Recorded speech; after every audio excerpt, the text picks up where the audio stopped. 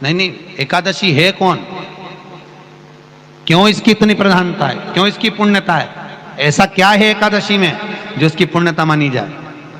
कौन है ये जो भगवान नारायण तक एकादशी का व्रत करते हैं? सुभद्रा जी को भगवान जगन्नाथ ने, जगदीश ने एकादशी का व्रत कराया था।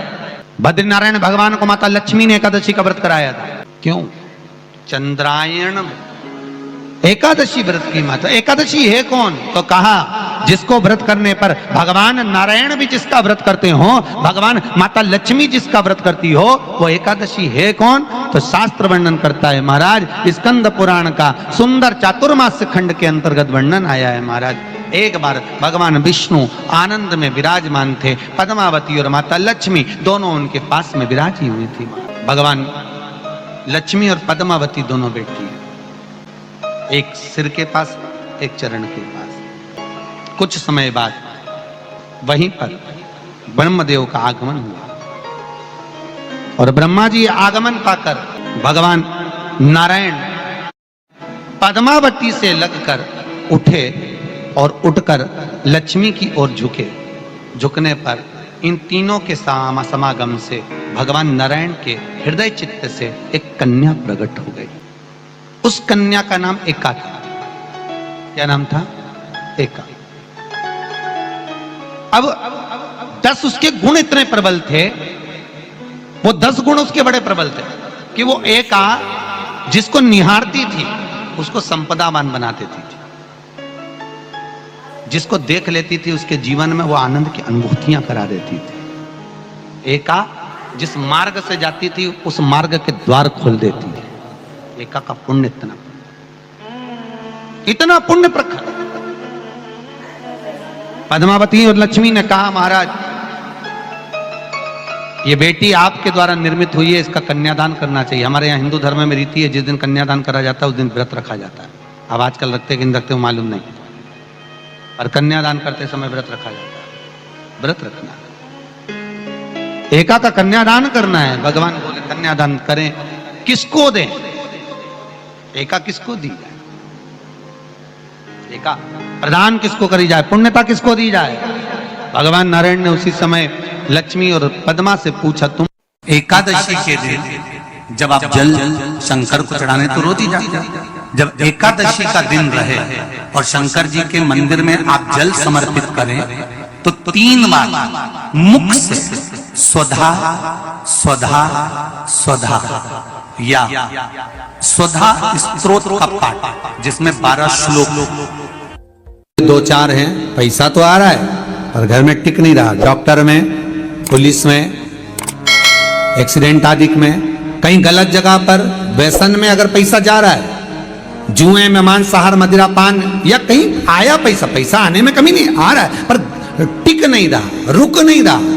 कोई मांगने आ गया, दे दिया, फिर वहां से अपने पास नहीं आ रहा, अपन कह रहे हैं भैया हमारा पैसा लौटा दो, नहीं आ रहा। तो महाराज शिव महापुराण की कथा कहती है एकादशी के दिन गंगा के जल में मात्र 7 बेलपत्री डालकर जो नंदीश्वर भगवान अर्थात जो शंकर जी के शिवलिंग के सामने नंदी होता है, उस नंदी के चरण पर गंगा का जल चढ़ाकर बेलपत्री शिव पर समर्पित कर देता है, उसके घर में रुपया रुकना चालू हो जाता है। फिर वो गलत जगह पर नहीं जाता, गलत स्थान पर वो धन जाएगा ही नहीं। तूने समझा, मांग तुझे क्या चाहिए। एकादशी ने भगवान विष्णु से कहा, नाथ प्रभु वर दे दो, मृत्यु लोक में जो मनुष्य मेरा व्रत करेगा, चाहे जलचर, थलचर, वायुचर या सांसारिक मनुष्य, मेरा अगर एकादशी का व्रत करेगा प्रभु, उसके यहां धन धान्य वैभव सुख संपदा बढ़ेगी और उस जीवात्मा को नरक नहीं भोगना पड़ेगा, सीधे वैकुंठ का उसको वास मिलेगा।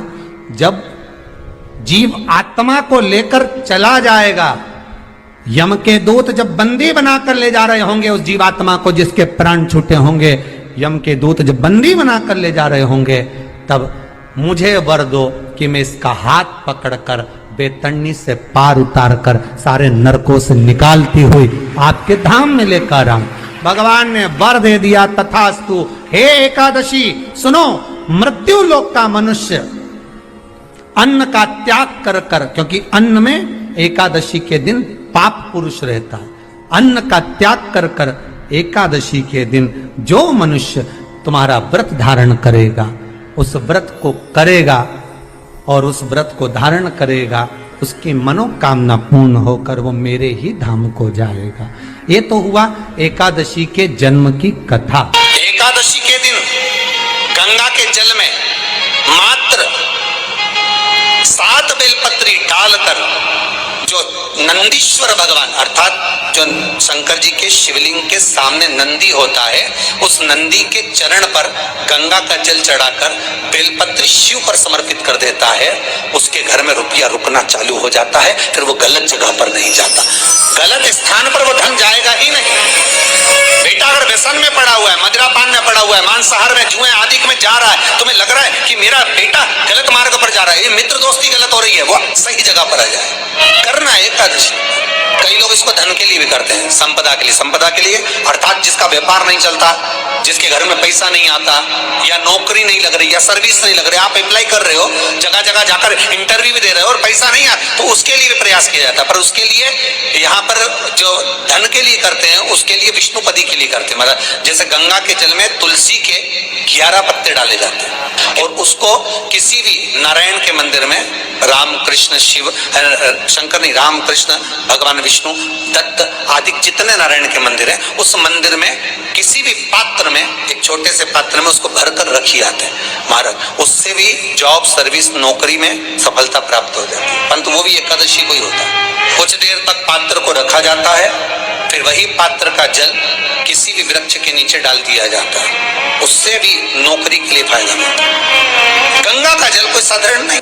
दशमी, एकादशी और द्वादशी, इन 3 तिथियों पर एक रोटी में थोड़ा सा मीठा रखकर सोमक पितृ का नाम लेकर यदि गाय को खिला दिया जाता है, तो अगर कोई पूर्वज प्रेत योनि में भी पड़ा हुआ होता है, भटक रहा होता है, जिसको पिंड नहीं मिला, जो अचानक मर गया होता है, अधोगति में चले गया होता है, उस जीव की मुक्ति दशमी, एकादशी और द्वादशी, ये 3 दिन सोमक पितृ का नाम लेकर रोटी में, पूरी में मीठा रखकर अगर गाय को खिला दिया जाता है, ये 3 दिन तक, तो वो पितृ कभी भटकते नहीं है, उनको मुक्ति प्राप्त हो जाती है, मोक्ष में।